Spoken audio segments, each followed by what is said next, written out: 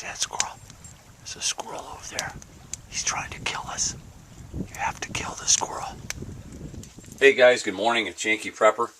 I'm going to put up another vid in my continuing series of a Bwca trip, a very basic trip. I also appreciate those of you that are into this as well. I appreciate your camaraderie here. This is a real break for me away from what prepping has become on YouTube. The delusionals, the asshats, and the BS really can't follow here. And that's what I like about the whole bushcraft group, even though what I'm putting up here is not a bushcraft video. It's using, I guess, old traditional ways with modern technology. That's the way I like to do wilderness camping. And I think what you'll see here is really the foundation or the engineering of my prepper lifestyle. You'll see a lot of the same logic and thought that I put into how I live my life as a prepper. So the first thing I did is I picked out my trip, right? I got how many days I'm going. I'm going for 5 days. Got a series of lakes I'm going to go through. Then I picked out my menu, and that was really based upon the weather and how much physical activity is going to be taking place. I kind of explained that to you in that one, how many calories you'll need per day, kind of guidelines on what you'll be carrying. And then I picked out my pack, which is a very important decision. That was the last video, and today we're gonna start the foundational video for the gear I'm going to take. Now I'm not a period reenactor. I'm not a traditionalist. I wouldn't say I use a lot of traditional methods, but I love the new technology to go along with that. And can I start a fire with sticks? Yes. Is it easier with a lighter? Yes. If I know both, which one would I rather have? Well, I'm going to have the lighter, obviously. And that's kind of my attitude about this. It's a very logical tier step. The knife, in fact, is only one of two things that I will allow myself to carry in redundancy into the wilderness. And that's because with these two things, including the knife, I can build or make anything that I need to be able to survive. All the other stuff that I bring on top of these two things just makes my life easier or helps me do things faster. But this is definitely the foundation for what I need to make it in almost any kind of environment. Now these two things are plenty to get me through every day, every week, every year out here in urban world and rural world. That's all I really need. But in the woods, although I do use these even to cut a piece of meat or clean an animal or gather vegetation, you need something a little more robust. You need a bush blade if you're going into the wilderness, and that's the first thing that I add to my pack. Okay, this is a decent knife. I, by the way, almost strictly use, for bush knives, I use the Ontario Knife Company. They're made in the United States. Been making them here a long time, and for the price, I don't think they can be beat. That doesn't mean they're cheap necessarily, but they're definitely not this crazy $300, $400 knife that you're buying just to get a thrill out of owning a $300, $400 knife. I, by the way, have never bought a $300 knife. I've seen them. I don't see too much difference in the $100 knives, but everybody's got to each their own. I just can't throw away money like that. This is a great knife. It'll last forever. Forever. I mean, it would be hard pressed to break this. Very thick blade. Tine goes all the way back. It's a great knife. I've used that. You can use it to skin. It's not the best skinner, but you want a good utility knife. You can clean small game with that fairly easy. It's a good knife.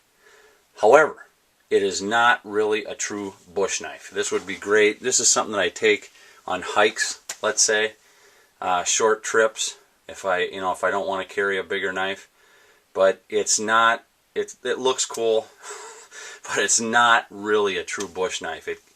You can hack away at stuff with it, but it's really not made for cutting limbs or heavy duty work, and that's why, to be honest with you, it sits home a lot because I don't use it. This is a true bush knife. Again, it's an Ontario blade. A true bush knife should really be at least over 10 inches. I would say 10 to 12 inches in blade length. I'm not here to review this knife, but I'll give you some details on it. It's 10.5-inch blade, like I said. It's got carbon fiber handles on it, very thick hardened steel, nearly indestructible. Last knife you will ever have to buy for the rest of your life to go into the woods. This particular Ontario knife is the RTAK2 rat knife or river knife. You can go to Ontario Knife Company's website and check it out. They sell them all over the place. Dealers are all over the nation. With this tool alone, all of a sudden I've got everything I need to make it. I mean, with this tool I can get a fire going. With this tool I can make a shelter. I can, clear a bed. I can kill an animal. I can clean the animal. This is all I need. I'm not saying it's going to be easy, and it is definitely not how I plan things. But with a good bush knife, that's all you really need. So that is the beginning foundation of my pack. So in redundancy, I carry 3 blades with me.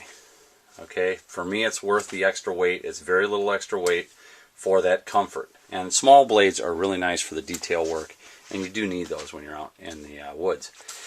Now I'm going to take it to the next level, the next tier of that foundation. Fire. This is my fire bag. I have a small sea bag. It weighs close to nothing. I think the bag is a couple ounces. Call it my fire bag. I have to admit, I love doing these videos, man. I could talk about this and coffee forever. Sea bag, small sea bag. In redundancy again, I have some lighters. I have a magnesium stick. And holy crap! How embarrassing! Where the hell are my matches? Oh, there they are. Sorry. I thought I was unprepared. I got matches in redundancy. Now, to be honest with you, that's so obsessive. I have matches and other lighters planted throughout my pack here and there. And it's worth the comfort to me, the little bit of weight of having those matches and lighters. I only have one magnesium strip with me. If I toppled over and some bags fell out, or I lost some bags, or I got wet, or who knows? Who knows? Maybe some asshat comes in, steals my fire bag because he wants it. He wants to be me or something. I don't know. I always have extra fire in my bags. Lighters, matches. This is the only other item that I carry in redundancy. Now, if I have my knife and I have a quick way to make fire, I'm good. I'm good. Okay? I'm not living in total comfort, but I'm good. I can make it. I can survive for, I think as long as it takes to get the hell out of there. So that's it for this vid. But these 2 items are so important to me to impress upon you, at least for my pack. From here, I can make it. I can survive almost any environment. From here, I can build traps or fish traps, animal traps. I can build shelters. I can build or make whatever I want. I can stay warm. I can eat well. Now I can add on the gear that adds the quality, the comfort, the ease. And that's really what I'm trying to impress here, or trying to make out of these vids. That, a lot of guys think it's adding on all this crap, and then pretty quick they got a huge pack. And they're beat up and miserable when they get out there. That's why people are falling away from this. They're mad. They're frustrated. In the beginning, they're frustrated at the end. I've experienced this myself. If you're getting mad camping, you're doing it wrong. You're doing it wrong, and I think the majority are doing it wrong. They're missing that connection, and that's why I'm having a lot of fun making these vids, because I'm telling you, there's some real nuggets of truth in here, and how comfortable you can make it without taking all that crap with you. That the more you know, the less you need. That's a fact. I can make a pack, which I'm about to show you coming up here, that I can go for a week-long trip, or I can go for 30 days. And it's probably going to be under 30 pounds, not including food. Under 30 pounds. And I'm talking total comfort out there. Taj Mahal. And that'll be coming up in the next vid. But this is the foundation for that gear. Everything I add on top of this is a tier to make it that much better or easier. If you're getting mad going camping, if you're getting beat up, you're doing it wrong. To make a camp chair, bring your sack in. Make your sack ahead of time. And then find 3 deadfalls like this.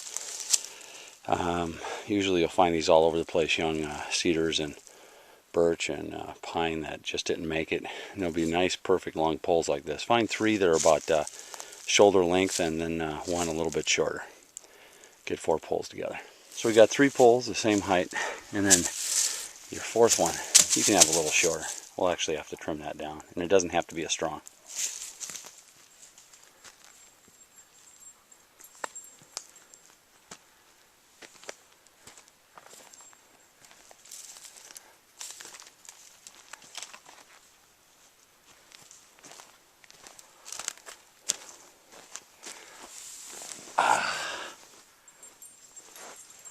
Nice. Buddy.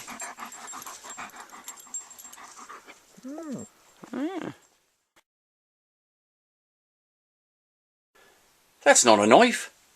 This is a knife.